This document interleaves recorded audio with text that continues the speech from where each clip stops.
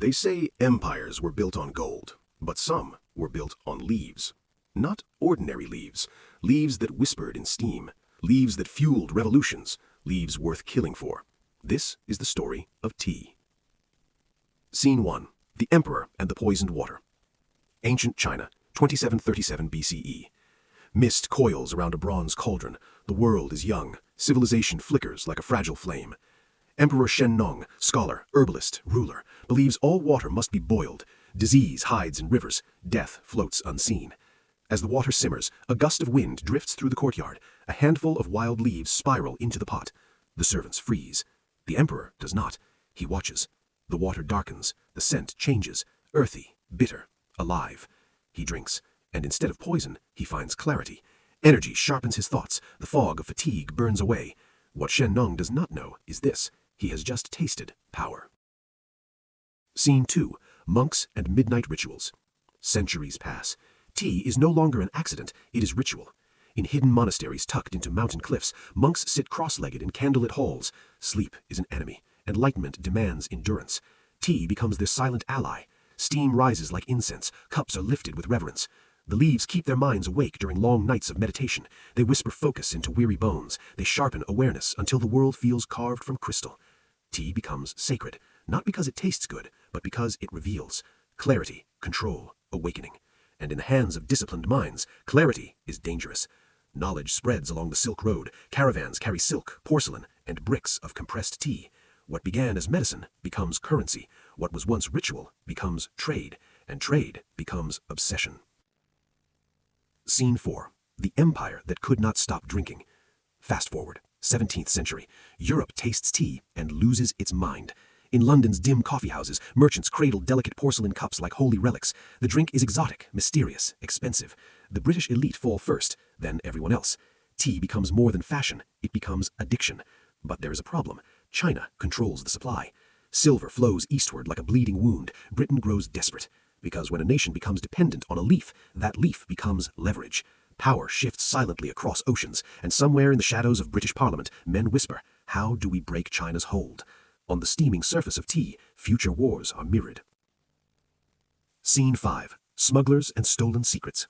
Enter Robert Fortune, botanist, spy, thief. 1848. Disguised as a Chinese merchant, Fortune slips into forbidden territories where foreigners are not allowed. His mission is simple: steal the secret. For centuries, China guarded tea's cultivation methods like a state treasure. The soil conditions, the processing techniques, the art of oxidation. These were not mere agricultural details, they were national security. Fortune bribes officials. He cuts samples of plants under moonlight. He packs seedlings into sealed glass cases, early terrariums that keep them alive on the long voyage.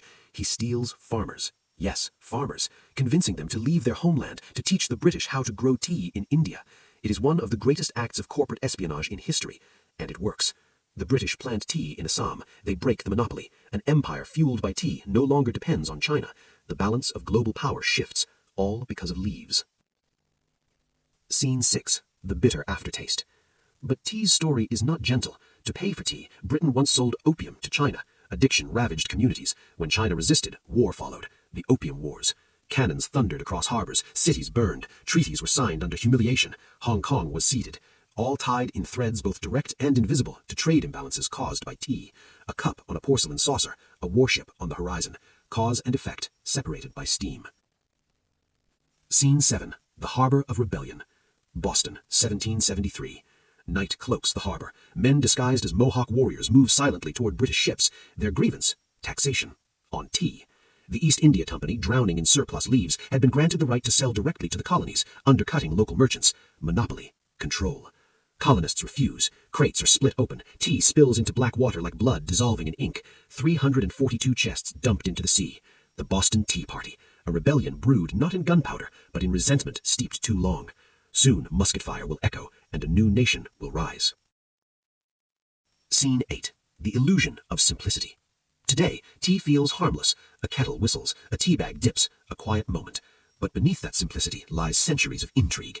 Tea was medicine, tea was currency, tea was espionage, tea was addiction, tea was war. It shaped trade routes, toppled monopolies, funded empires, ignited revolutions, all from a fragile leaf plucked at dawn. Final scene. Steam and shadows. Look closely at your cup. Watch the steam rise. It curls like smoke from battlefields long forgotten. It carries the scent of mountain monasteries, colonial plantations, smuggled seedlings, and salted harbors. Tea is not just a drink. It is a symbol of how something small can command something vast, how desire becomes dependence, how dependence becomes leverage, and leverage becomes power. And power, like tea, must be handled carefully, because history has already shown us the most dangerous forces in the world are not always forged in fire. Sometimes they are steeped in silence.